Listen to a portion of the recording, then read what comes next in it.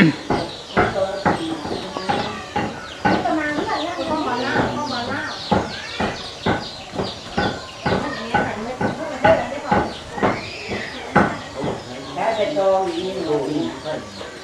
ร้านหาแรงเลยจะไปเอาใช้ดีเรื่องอะไรเนี่ยเขาไปร่วมมาคนไทยใช้ไม่นอนไม่นอนเวลาเข้าไปพูดเขาบอกหายาก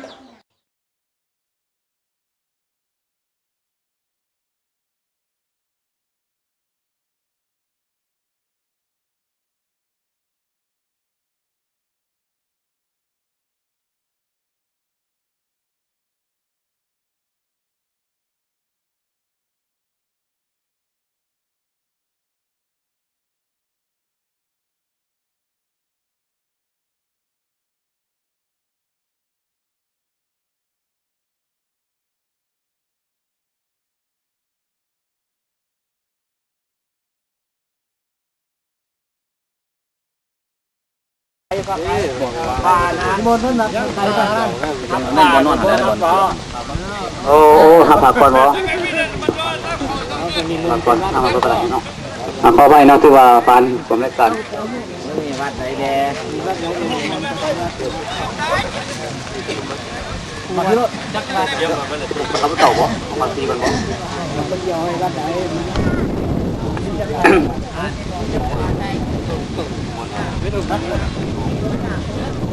ต่อไปขอนิมนต์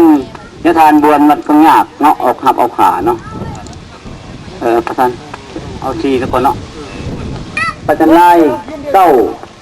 ยะพอบุญทวีวัดนุสว่างระหว่างเนปูนั่นระหว่างเนนี่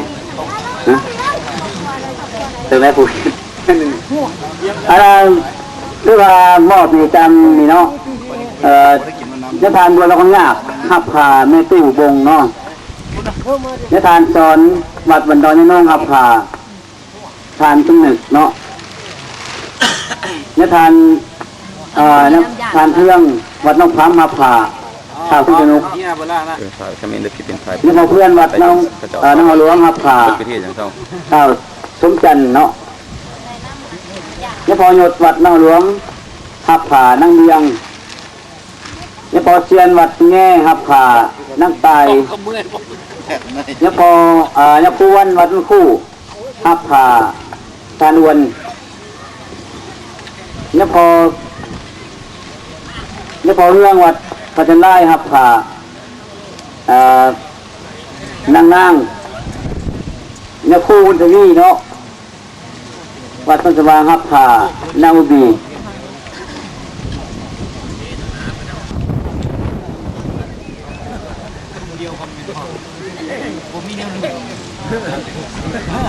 โอ้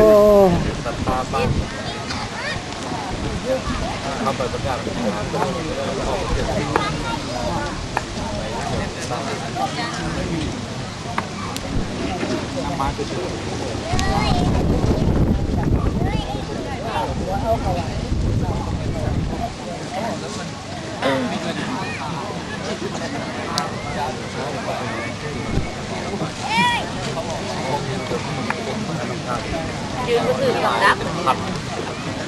ยืนก็ถือกับดักเนาะอันนี้ย้ายทำอ่านตื่นตาได้แบบนี้คนได้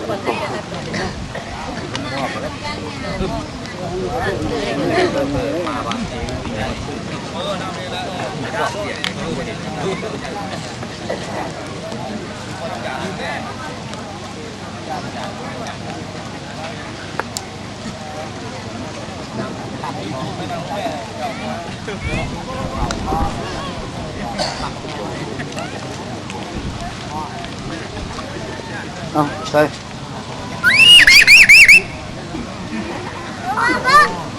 อีพะมันตาพ่อ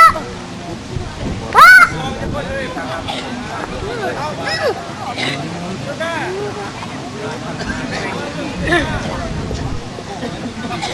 ใช่คนได้วิดีโอใช่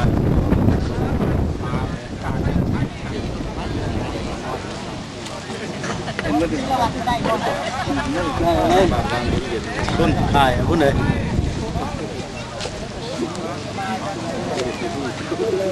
ปีนี้แล้วปั๊บเป็นอย่างนี้อยู่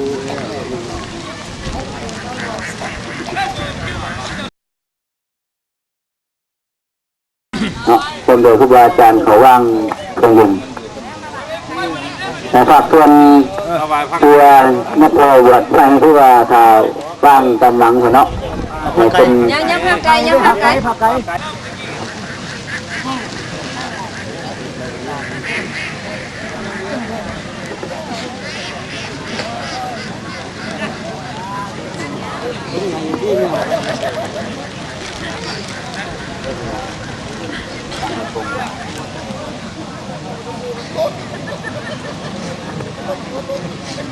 โอ้ยเบียร์ก็เลิกคุย เมื่อเริ่มวาน วันแรกชิวานแต่เข่าไปเลย ไข่ขึ้นโคตรเลยบ้านมันไข่ขึ้นแล้วจะว่าเย็น เขาจะวาน ได้ข่าวว่าแต่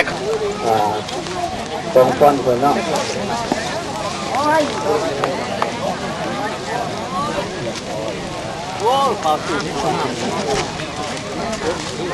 เพื่อนน้อยแอคทีฟถึงน้องลูกหลานเพื่อนนะทางเป็นคนทำอะไรตัวของงดน้องเอาไปยิงน้อง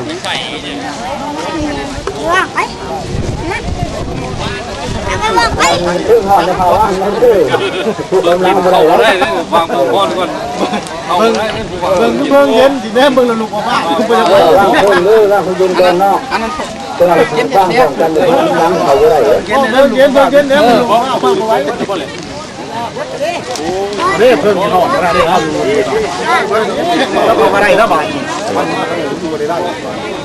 ตายขึ้น เป็นแล้วมันเกลียดมาแล้ว ร่างคนยืนตัวน้องแล้วคนยืนแต่ร่างถูกร่างช่วงกันไม่ทั้งเลยร่างไทยตอนนั้นเราได้ ต้องไปไต่กระบองไปก่อนก็เพิ่มแล้วไปนุ่มเพิ่มห้องเป็นขับไปก่อน อ้าวผู้ใดกับใต้ผู้ก็ไปเลยก็รีบไปใส่กันมันจะชวนชิว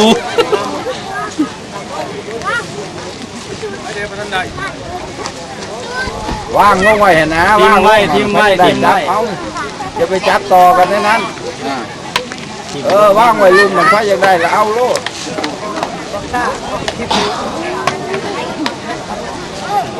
อย่าจูดทูบนะว่างเย็นเลยว่าจูดอย่ามาว่างเพิ่มเย็นโอ้ยจะหมดเย็นหนูจะหมดหนูจักแล้วคันจักทำมาสิไตกระบอกจิบกินเลย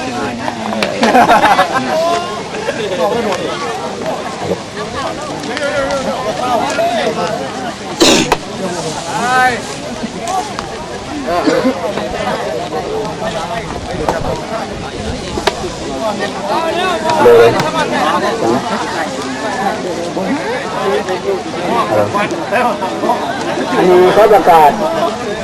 เนาะอันนี้เนาะเขาประกาศที่คือถ้าแจกท่านนอนในบรรดาที่พี่น้องที่มาห่วงเลย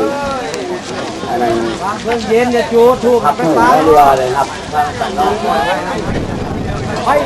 วันจันทร์วันที่12 2013เป็นมื้อเก็บอยู่เนาะและค่าเครื่อง ให้ลูกก่อนแหละ เครื่องมีค่าในการเนาะวันอังคารวันที่จะนอนวุ่น 2 เป็นสักบาทเนาะเจ๊เขาอันนี้ที่ว่าแจ้ง มาเลยจังหวะมีวนในทานมาจูดไหนกระทวนอยู่นะฮะกระทวนกี่รอบหนึ่ง หัวน้ำเนาะที่ว่าวันเจ๊เขาที่ว่าเป็นวันอังคารเนาะคือว่าตั้งวันจันทร์ทุกเมื่อก่อนเนาะเพื่อได้ถูกต่อต่อแขนเรียกว่ารับประทานอาหารต่างๆเนาะที่ว่าขอต้นเพราะว่าวันที่ทุกการถูกต่อต่อแขนเนาะถูกต่อต่อแขนก็เรื่องอาหารเนาะขอต้นด้วยเพื่อน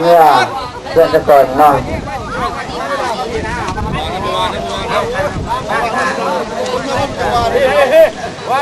ถูกต่อต่อแขนมาเอื้อพร้อมตะก่อนเนาะตั้งแต่เนี่ยจะไม่จากไปล่ากันไปเนาะอันนี้คือว่าผู้สุขเข้ากับเก่าก็ทุกแย่เนาะคือว่าระวังเพิ่มแล้วอันนี้ก็คือว่าเป็นวันสุดท้ายของรัฐว่าแสนดังใบเนาะ จงได้จงกับสิ่งก็คือสวรรค์สุขภูมิเนาะ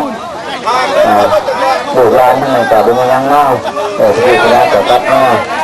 บางนี้ร่วมด้วยร่วมดีนี่เนาะไรทงเงินนะบอกให้บ้านนะใจจะใส่กันเงินหนาสุขภาพร้านเนาะประมาณกันเมื่อทุกคนบุกร้านเนาะเป็นเรื่องกันด้วยเป็นเรื่องกันด้วยไล่ไปก็จะได้เด็กเนาะอย่างนั้นยังเห็นได้โอ้ยไปจังเนาะนี่เนาะเพิ่มเนาะเพิ่มเด้อทุกพี่น้องเนาะที่เรากลับมาห้องตะกอนนะผมก็จะแขนจากการก็ที่ว่ามันครูบาผมตัดขึ้นไปผมขึ้นเนาะตัวตัวมันเรื่องขาวแต่มันเลยชุด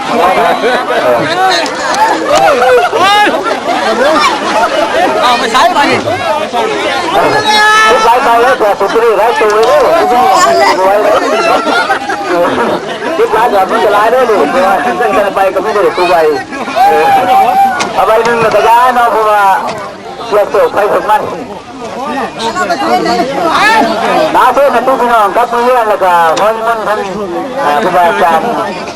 กับน้องปู่เนาะจับกันตรงแต่น้าพี่น้องกับเพื่อนเนาะก็ถูกตัวแทนที่ไม่หายเนาะจังเลย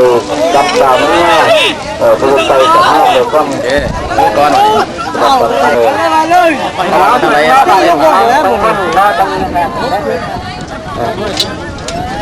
มันก็จะมาเกิดเนาะมันจะทานเกิดเนาะเวลาเข้ามาได้ท่านจะทานนี่แหละ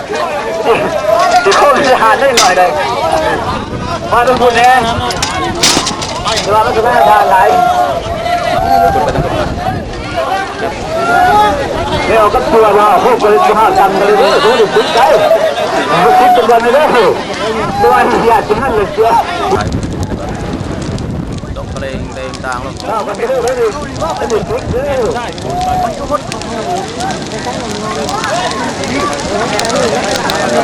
ใช้เกิดน้ำการหนึ่งเข้าไปน้ำใช้ผ้าเข้าไปน้ำเนาะว่าเครื่องนะมาเก็บเอาเด้อเก็บเพื่อนเด้อเมื่อสู่คุณดูเพื่อนเนาะเราเพื่อนเด้อถ้าครบถ้าครบเด้อครบเด้อถ้าครบมาเมียเอาเครื่องเด้อมันเอาแห้งเนาะเอาเครื่องไป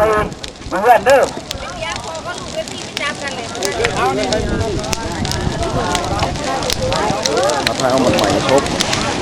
พอกันเนาะเอาไปเลย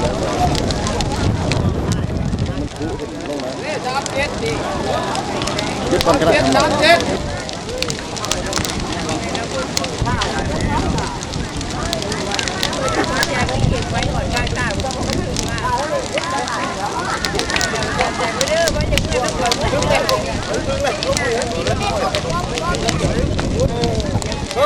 นัดอุดไฟมาอุดขาไผ่มันขาอยู่ด้วย